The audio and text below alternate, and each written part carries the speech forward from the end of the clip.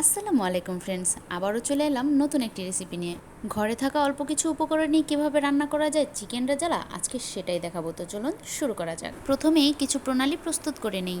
আমার কাছে টক দই নেই, তাই আমি ঘরেই টক দই বানিয়ে নিচ্ছি। হাফ লেবু রসের সাথে 1 কাপ গরম দুধ দিয়ে তা ডিপ ফ্রিজে রেখে দিব। এবার 1 কাপ পরিমাণ তেল দিয়ে তাতে 1 কাপ পরিমাণ পেঁয়াজ কুচি দিয়ে ভালো করে ভেজে বেরেস্তা তৈরি করে নিব। এবার বেরেস্তাতে হালকা পরিমাণ চিনি মিশিয়ে এক সাইডে রেখে দেব। ব্যাস, প্রস্তুতি শেষ। এবার চলুন মেন রান্নাতে।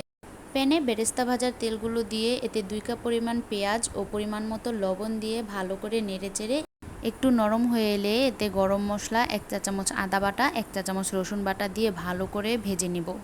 এরপর 1 চা চামচ মরিচ গুঁড়া, হাফ চা চামচ গোলমরিচ গুঁড়া, 1 চামচ ধনিয়া গুঁড়া, হাফ চা চামচ জিরা গুঁড়া দিয়ে ভালো করে নেড়ে ভালো করে ভেজে নিতে হবে।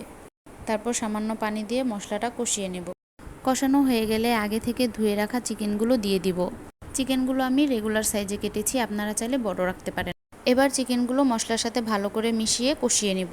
চিকেনটা কষতে কষতে আমি এইদিকে পেঁয়াজ বেরেস্তা আর টক দইয়ের পেস্ট তৈরি করে নেব। থাকলে সাথে যে কোনো বাদাম দিয়ে নিতে পারেন, আমার কাছে ছিল না।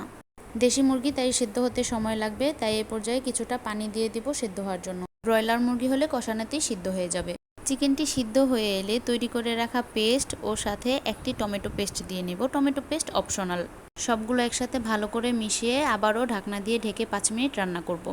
5 মিনিট পর 1 কাপ দুধ দিয়ে ভালো করে নেড়েচেড়ে মিশিয়ে আরও 5 মিনিট জাল করে নেব। ব্যাস, এই তো বাড়তি কোনো ঝামেলা ছাড়াই তৈরি হয়ে গেল চিকেন রেজালা।